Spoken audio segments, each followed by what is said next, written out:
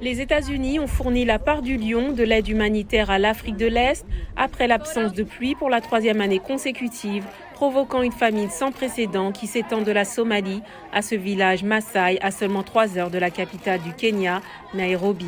Le chef de l'ONU pour le Kenya a déclaré à la VOA que 6 millions de personnes sont au bord de la faim extrême cette année et que la situation est exacerbée par la crise de l'approvisionnement alimentaire causée par le conflit en Ukraine.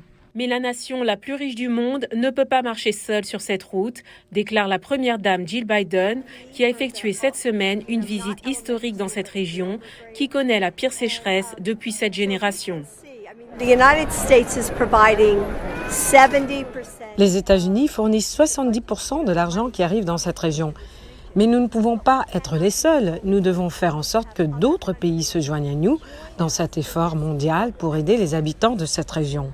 La responsable du plaidoyer et de la communication du Programme alimentaire mondial, basé à Nairobi, Brenda Kariuki, a déclaré à la VOA que les besoins dans la région de l'Afrique de l'Est, qui comprend la Somalie et l'Éthiopie, sont vastes.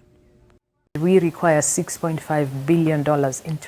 avons besoin de 6,5 milliards de dollars rien qu'en 2023 pour continuer à nourrir les personnes qui en ont besoin. Le PAM vise à atteindre 45 millions de personnes. C'est donc une tâche importante et nous ne pouvons pas la mener seuls.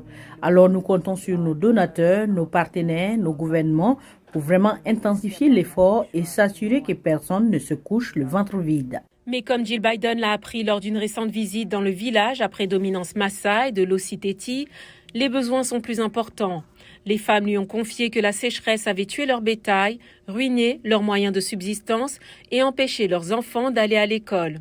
L'ambassadrice américaine au Kenya, Meg Whitman, a déclaré que le pays avait besoin davantage qu'une solution à court terme. Je voudrais simplement souligner ce que le Dr Biden a dit. C'est que tout le monde doit aider du mieux qu'il peut, parce que cela risque de perdurer. Et c'est très personnel. Et merci d'exposer au monde leur situation, donc vous êtes une extension de leur voix. Oui, et merci d'avoir mis en lumière ce problème, car sans vous, le monde ne le verrait pas. Vous êtes la voix, vous êtes donc une extension de leur voix. Comme la première dame Jill Biden l'a reconnu, le financement est mis à rude épreuve avec les tremblements de terre en Turquie et en Syrie, la guerre en Ukraine et d'autres crises qui touchent le cœur et les portefeuilles. Mais, a-t-elle ajouté, ces ventres affamés ne peuvent pas attendre.